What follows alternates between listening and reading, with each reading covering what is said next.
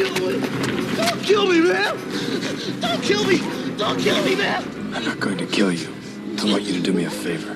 I want you to tell all your friends about me. What are you?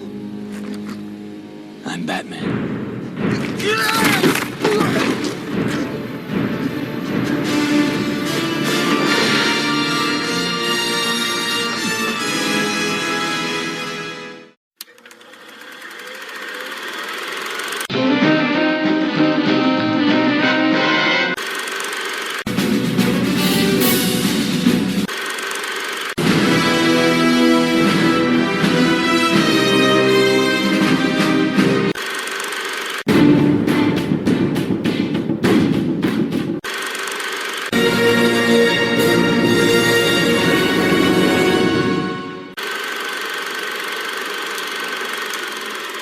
Welcome to episode number 1. This is the first episode of a new Batman on Film podcast called Batman on Film, chapter by chapter. And it's kind of the spawn of the Batman chapter by chapter, which originated on the Social Hour. So, men, this is kind of like, speaking of the men here with me, I have Ryan Haas and Justin Kowalski.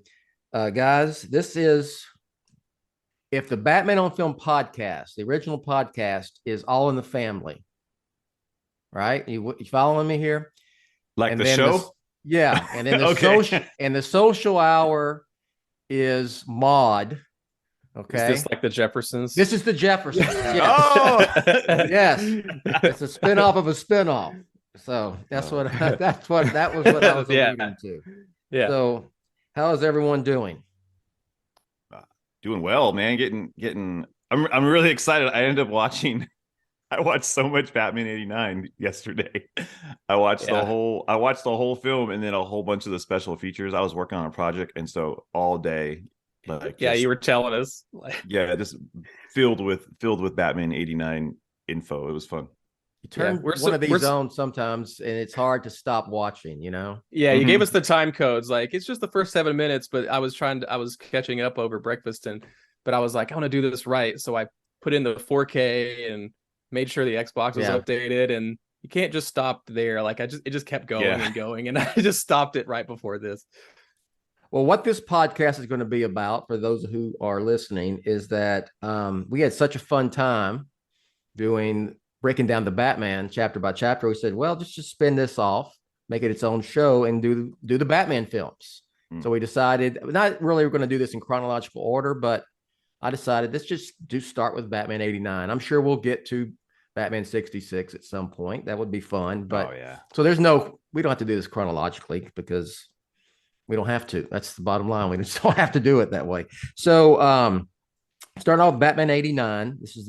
We're breaking this up we're doing it our own versions of the chapters because like the Blu-ray has like 86 different chapters for a 2-hour movie. So I don't know how much we could talk about like 35 seconds of the movie each time. So I did y'all notice this is a really like mini chapters within a chapter. It's really divided up into these little mini scenes. That's what I think it was. I think it was like, when DVDs first came out, they would give you sections. I don't know if you remember that. Like, and there would be exactly like you said, 4 sections to each, 4 chapters to each subsection. Yeah. That was really, I wonder if that's how they broke it down, at least digitally. I wonder some of these though. I should grab it. I've got the Laserdisc over here behind me. I wonder if it's like a legacy from that. Like if they just, for older releases, they kept the Laserdisc scenes had to be constructed so they could match up with the disc flips. So I don't know if like those persisted to the DVD and they just or that makes sense too. Or if they've redone them in the years since.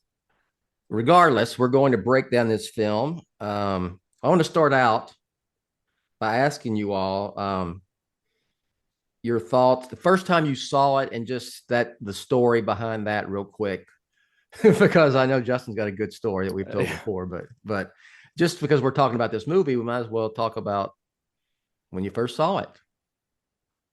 So who would like to begin? I'll let Haas, you go first, because Justin's kind of Got a good story. Justin's is very memorable. Mine is less. I can't pinpoint it quite as much, but I do know the first era I saw it. I did not see Batman 89 in the theater. I saw it on home video, but I saw it, and as big Batman aficionados know, normally it would take a longer lead time in those days for a film to get onto VHS from theater. Yeah. But Batman 89 was historically very close. Like, it was very uncommon that VHS was out. It's like October, Christmas. wasn't it? It was around the Christmas, like early Christmas season.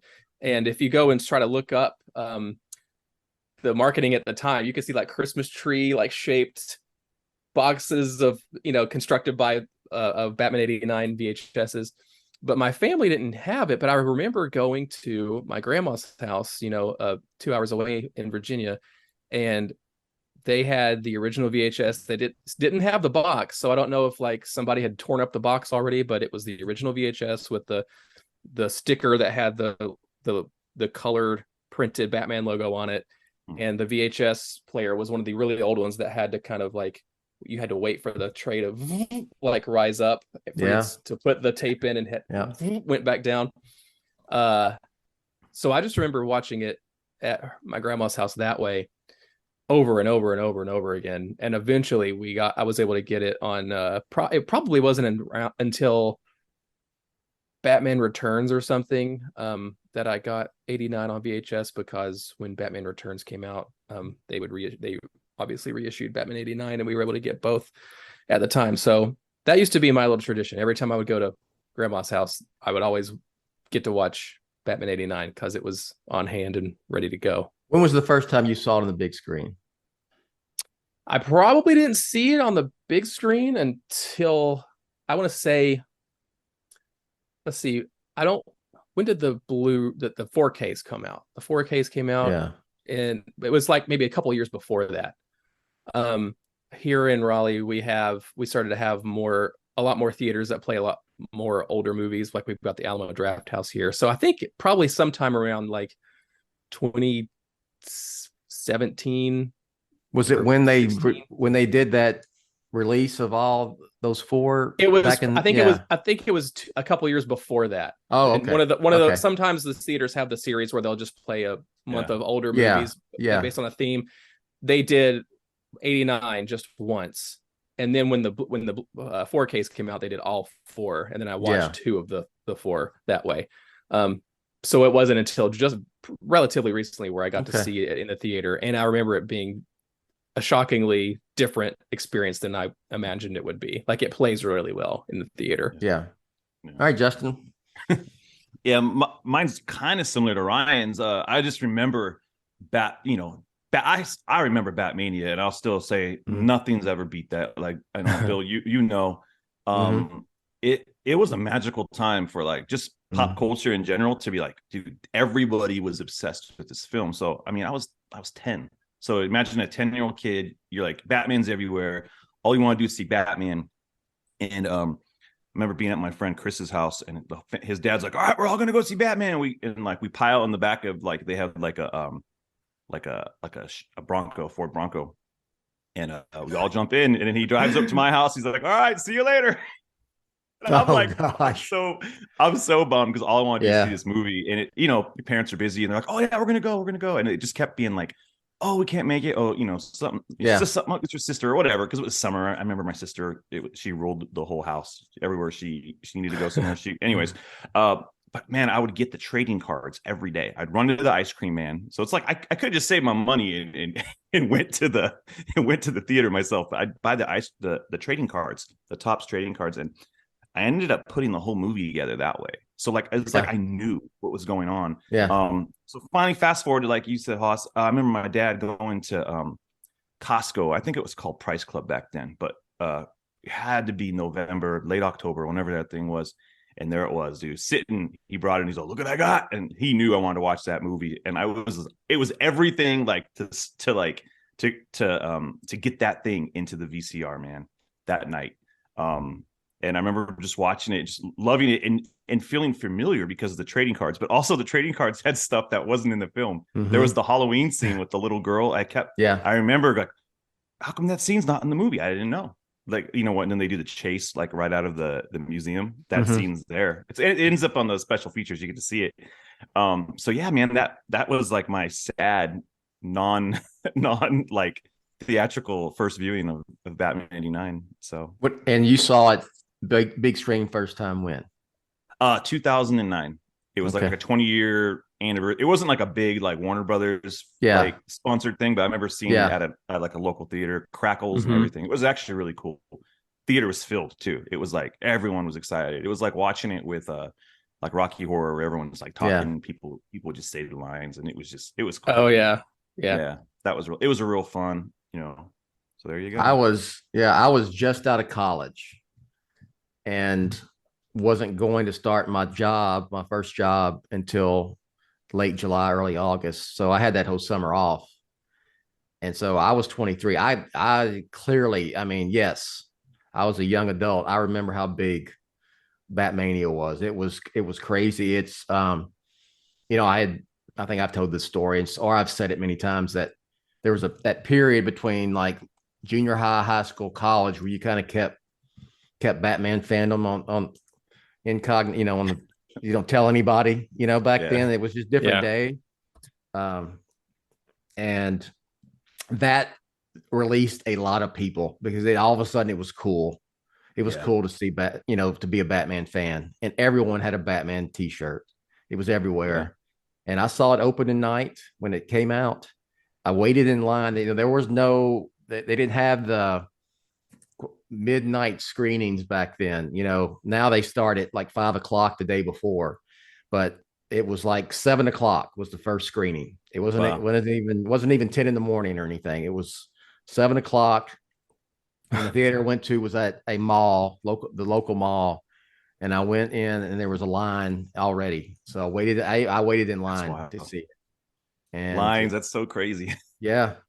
Saw it, and I watched it. It's like I said, I didn't start work until a couple months later, or a month and a half later. So I would just go that summer. I just go to the theater and watch it by myself any chance I got. And I've seen it. I guarantee you, I've seen it more than any Batman film there is to date. Because it's, you know, it's been, you know, 33 years, and I wore out 2 VHS copies of it. I watched it so much, and had a third. And then I had the DVD, and of course I had Blu-ray and all that stuff. So yeah, that's my. And then I went and saw on the big screen again when it came out a few years ago, when they had all 4 of them coming out. I guess that was during the big. Was it the 4K release? Yeah, it's when the 4Ks came out. Yeah. So some theaters did it here for Batman Day just a month ago. Yeah. So that was so. That was just. Sorry, it was an amazing time. I still have a T-shirt from back then. Do you? From when I was a kid, and my son wore it. He wore it when we saw the Batman. It was, you know, I just had it. It's something you hold on to. And he wore it, so it was cool. Like he got to put it on, and I'm like, wow. Probably, I think it's worth it. A couple $100 actually. I was looking some probably. Yeah. So it's cool. I can't believe try to find a picture of it and throw it up. Yeah, it was just sitting in a bag. So, all right, let's get into the movie. So this one just starts out. I remember seeing it, you know, the opening credits and the music. I don't know. I don't remember. I'm sure I had in the promotion for the film heard a little of the soundtrack, you know, but I remember hearing it. In my memory of watching the film, it's like that's the first time I really heard the whole thing, you know, Danny Elfman's Batman theme, the opening theme. And I just, you know, when they start out with the, you know, boom, boom, boom, and then real slow, and then and it's just that hard, loud beat sound when Batman, you know, the title of the film comes up. I remember getting chills from that, and I didn't know what I was watching. And people, I remember, you know, at the time was going, what is this? You know, because it's moving around, and you know, what ends up being the Bat logo, it's just, I could hear people whispering like, is that part of the Bat Cave? Things like that, Yeah. So that's what my dad was saying when we were watching it. He's like, oh, he's going to the Bat Cave. Yeah. He kept saying, like, because we're all, what is this? And he's like, that's the car. He's driving in there. And then he was wrong, but I remember that sitting in the couch. So I don't know if of all the Batman films that the Nolan films didn't have that kind of opening with all the credits and the whole musical theme. It just started, and really the Batman did as well. We got, the other, the three sequels kind of followed that formula, but there was nothing like that opening scene for Batman to me. I kind of take it as a little riff off of kind of like the closest comparison I could think of superhero wise at the time would have been the 78 Superman. I was just this like 5 minutes of Superman intro and for both movies that amazing score, and it sets the tone, and the credits, like I think both films like really kind of get you into the mood of the film and what you're about to see. And that's definitely what those Batman 89 credits do. And there's a really good interview with Richard Morrison, who was the designer on that, and he talks about the pit, like what he had to do to pitch it to Tim Burton, and that was the complete idea. You weren't supposed to know what it was, and to get you to sell you on like the shadows and the darkness, and just to very at the last second pull out and see the Bat logo. And it just seems like all those that formula came together to get people into the world before the movie started, especially because it's people's first mainstream big exposure to Batman since the 60s show. Yeah. I guess Superman 78 was kind of the template, because it was the only thing there was. You'd had this big, you hear the whole the Batman theme during the credits, just like you did with the Superman, theme 11 years earlier. So it wasn't like, it's not like it is today with comic films, the way we have so many and so forth. Yeah, I was going to say, like, even with the Superman titles, I feel like the Schumacher films really took the names flying at you. If you think, yeah, for sure. Yeah, this one just really, I think, set you up for mystery. It really did. It was just that first watch is going to make you think, what the heck am I watching? And then the logo, it's Batman. I love it. And then you jump in, because then you have that great shot of is it the first shot, Gotham City? Yeah, Gotham City. Yeah. And it's like, oh man, moving matte painting. Yeah. Let's just get into it. It's a great segue. Yeah, I was going to say that opening shot of Gotham City, I still, like, to this day, Anton Furst's Gotham City is my favorite Gotham City. I don't think anyone's touched it yet. I think the Batman kind of hit it closely to like what I feel like feels like Gotham to me. I love the saying, was it felt like it, and I'm gonna botch it a little bit. Hell erupted from the center. Hell erupted and just kept going, and that's it, man. Like, just congested, like close, architecture. I love it, man. There's just something about like this, Batman 89, the way Gotham is such a character of the film. It's not just like Batman's in Gotham. It's like Gotham has a look and a feel, and there's always steam, and you can almost feel like you can smell Gotham in that first scene, you know? And then the family, being, lost and scared and confused, and like just all the chaos. Like, I'm like, that's Gotham, man. Like, the urban chaos. I don't think anything's hit it again like that. Yeah, for me, even as a kid, I was like, I know this is Gotham City, but it felt very intentional of like, I don't know, I can kind of guess where this would be, but I don't know when. Is it in the 40s or 50s? No, because there's modern stuff. The kid there is part of the family during the beginning. Like, he's got like a Walkman and like headphones and stuff like that. So it's trying to, but it's not very overt. You can pick out things from all kinds of different eras, but it's still kind of its own thing with the very specific architecture.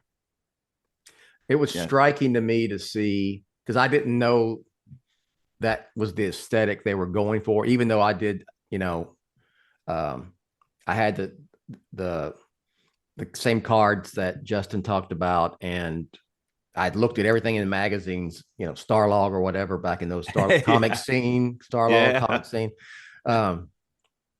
But just, like wearing the fedoras and the kind of, this timeless look when they're pulling things from, there's computers and the cars look like they're from the 50s or 40s. So I didn't expect to see that. I didn't know what I was going to see, really,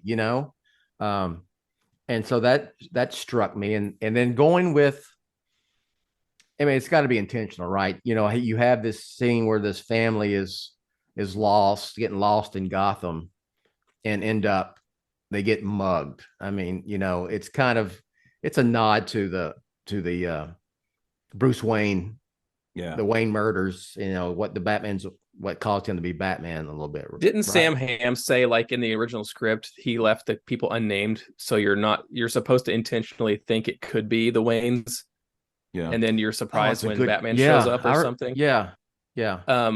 But but as a kid, I knew the story, so when they start calling him like Jimmy and stuff, I'm like, well, I got confused because I'm like, this is like Batman's origin, but it's not Batman. And then Batman shows up. So it took me a while to get my little kid head wrapped around what was going on. See, this was my first like origin experience when I watched it, like, going through the cards and stuff. I didn't know Batman's origin. They never talked about that, like, except that like Super Friends episode. But I don't recall watching that back then. Like, I didn't know. I found out through these trading cards. So I remember being a little like confused by like, oh, you're 10, you don't get the callbacks and like what they're trying to do. And so watching it play out made so much more sense. Like, this is Batman basically solving his family's murder like every night. This is every night for Batman, and so it's a nice like, I don't know if it's a callback or it's just a nice way of setting up the intro to Batman in this world. I did like, the families, I guess they're apparently from Gotham, because the dad says, "Put that away, Jimmy. We're gonna look like tourists," Or they were tourists and didn't want to. He was like, "We don't want to come across like that," like some easy mark. How do y'all take that? As they're Gothamites who just got in a bad part of town? No, they're from out of town, and they're over their heads because the kids got the map and they're trying to figure things. And that's the thing too. It's like they don't have GPS or anything yet, but they've got headphones and things, but they still have to operate with like paper maps, and they're so like the kids a little bit more into how to navigate than the dad, but the dad's trying to keep his pride and get a cab, and they're staying at some hotel that they can't get to, and it leads to them getting kind of swallowed up by Gotham's underbelly. Someone jumps in their cab so they can't get into it. I love it. I just love the chaos of walking down the street. You have like the prostitute going, "Hey, honey." That always made me laugh. Like, it made me, growing up in East Tennessee, like I was more of a country kid, right? And so whenever I would see this, I would be like, I never want to go to a big city. Getting a cab seems like really hard. I don't think I could ever do this. Like, I don't want to get mugged like these people. Yeah, right. Could this happen? Yeah. Well, they do get mugged, and do the lady, don't scream, and then of course don't scream. She screams immediately. Should have put that gun on that kid. I love the exchange between when they finally get on the rooftop and the two goons or the muggers. They have the best exchange ever. I love that whole thing. American Express card, don't leave home without it. Like all that stuff, man. Like that. And there's another thing. There's the American Express card. Timeless period of time. Yeah, and they have like Joe Camel cigarettes and things. Like if you start to really because now you can notice things in 4K. Yeah. As a kid watching this on VHS, a lot of these shots were confusing, like the overhead shot where it shows the little animated Batman seeing what's happening and he turns around and walks down. That's still confusing. I'm glad you brought that up. I'm still like, what the heck was going on there? I can understand it now in 4K, but on VHS, brain could not understand what was going on at that resolution with the cut frame and everything. Oh yeah, never. It made is kind sense. of a weird choice though, like that whole animated yeah, because bulky. Now we've seen in some behind the scenes pictures that they shot like a physical thing of like Batman on a gargoyle and doing the same thing in real life, like seeing that bat suit crouched on a gargoyle. I'm like that, and it looked amazing. Like they should have kept that. Yeah, I do remember seeing that scene, you know, when she screams and you see that shot, you know, that animated Batman shadow, whatever move, thinking, yeah, that kind of looks animated. And I guess it is a product of its time, you know. I don't that would be CGI today or whatever. But I mean, but it didn't take away because I'm like, okay, now Batman's coming, you know, Batman's coming. And then they're still having that exchange of, you know, Johnny Gobbs, you know. Yeah, Johnny Gobbs. That's not what I heard at all. I heard the bat got him, you know, and it's just the there ain't no bat. Give me a break. Yeah. And you get to that point where you hear the gravel, you know, the footsteps. Well, you see him, but maybe you see him drop down slow. Oh man, that is like, man.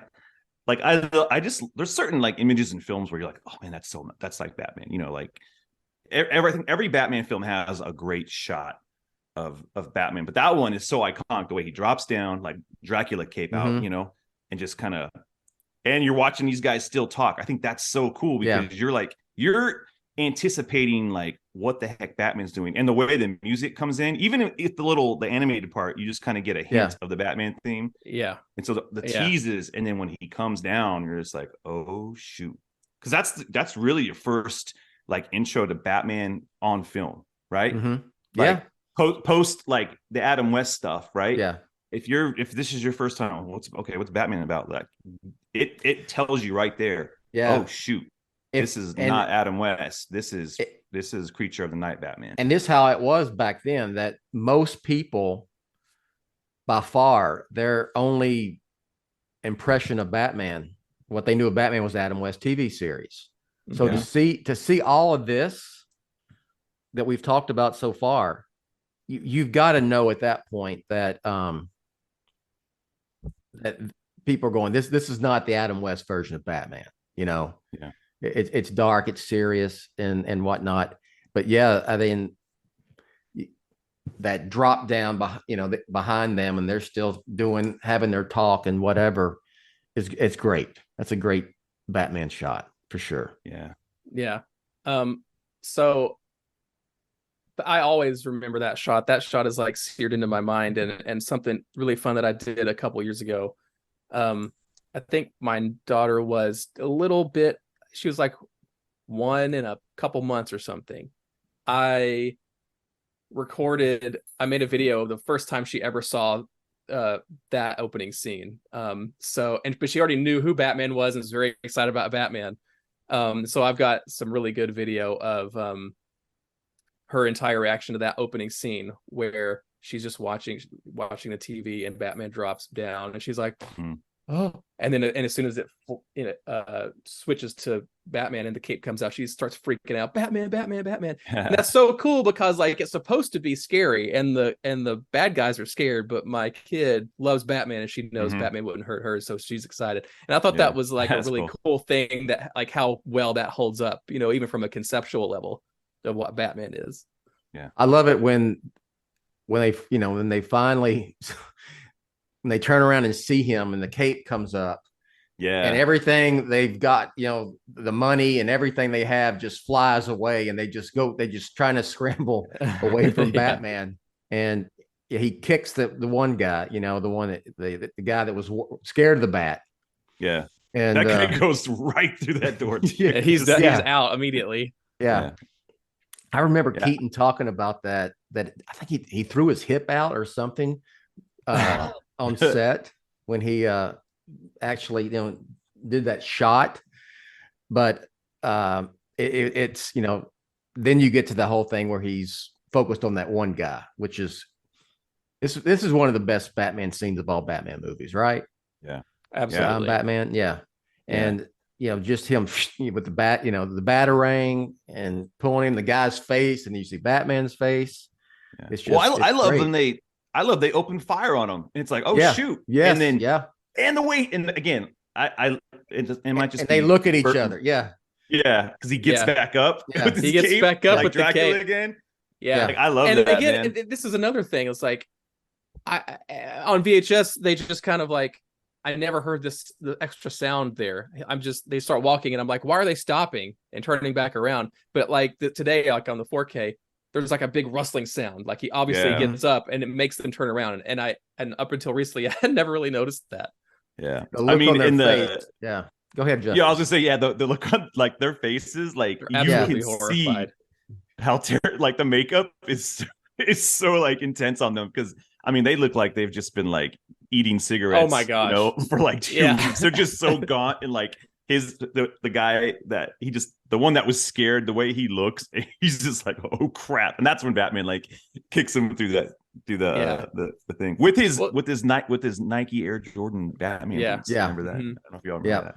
Yeah. It's so cool as a concept of like, this is the period where Batman is more of an unknown than a known, right? It's like the whole movie, the backbone of the movie is Gotham becoming to know like Batman as a positive force. But here, he's only talked about in whispers and bat sightings, and so the criminals aren't really they know just enough to be scared to death of what's about to happen, which is kind of like the opening of the Batman taken to a different level.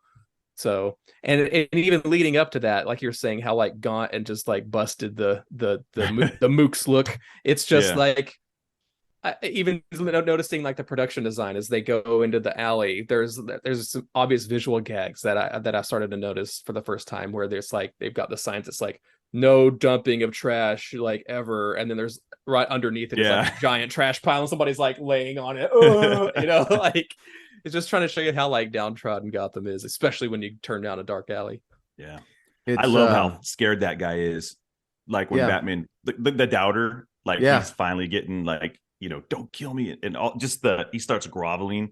So good, man. It's like the one that one that says he's scared of the bat, and that. I heard Johnny. That's not what I heard at all. I heard the bat got him. Johnny Gobbs got ripped and took a walk off a roof. There ain't no bat. And there's like the guy that was worried about it. Look, when they see Batman after they shoot him and he gets up, he's looking at him like, "I told you." See, like it's time to run now. He gets knocked out, and of course, we hear Keaton for the first time when and he grabs him and holds him over that ledge, and it's just he's surprised. And what's great is how surprised he is that this bat creature is able to just pick him up like he's nothing and hold him over the ledge. And I love that upside down sleeping gives him that strength. It's apparent that must be what it is. And I love the whole story about that iconic line of "I'm Batman" is that it was not in the script that way. In the script, he says, I am the night. I am the night. And apparently it was Keaton that came up with he should say "I'm Batman" instead. Yeah. I love that mark on the character. Yeah. That line though, it's in the comic adaptation, remember? In the adaptation, it says "I am the night." Yeah. I am the night. What does he say? Who are you? Don't own the night, and he says, "I am the night." Yeah. It's cool, but then the way in the movie, "I'm Batman," just it works. Yeah. I would like to. I wonder if they ever shot that like that, and then they just. I wonder if that was like an improv thing with Keaton going. I bet they did. I bet they shot it because on that special features stuff, there was a lot of scenes that they didn't, that are not in the film. There was like a thing of Gordon saying, "Any cop we find that's playing dirty, we're gonna bring them in." It's there's a whole scene of that. There's a lot of extra stuff. I'm like, oh, they didn't. Those are extra scenes that are not deleted scene. There's tons of stuff. So they've got to have. Hopefully they do it for like Batman. I don't know, 50 years or something. Like everything. Like even I'm just going through like production articles, and I linked you guys this production article. There's even things like they've got like the statue of the founder of Gotham City that it's in front of the museum that they pan over a few times in the film. Apparently in the script, the Joker replaces that statue with the statue of the Joker, as part of his like whole like, I'm taking the city over, I'm on the $100 bill. And apparently in that article, like they built a Joker statue to, so it's like, did they shoot this or did they obviously made it? How close did they get to shooting some of this stuff? Yeah. So I'm sure the movie's full of things like that. Yeah. Yeah. Especially because the climax was rewritten towards the end and all that kind of stuff. One of the things that just going back to Batman showing up, I love how in that first moment they kind of give you everything. When you think about Batman, you think about, you know, Cape and Cowl and the Batarang. They really, like, I think a Batarang can be kind of silly, but the way they really make sure, like, hey, we're going to give you all the Batman tropes in his first intro. And so I really actually appreciated the, like, how it opens up and you get the, you know, around his around the feet and everything like that. Sorry, I just wanted to go back to that because I remember when I was rewatching it, I was like, they really did give you, you know, all the things that you know about Batman without the, like, the you know, the Biff and Powers and all the Adam West stuff. Because I think this broke that mold of, and we love all that stuff. Like, all that stuff's good. You know, it has its place.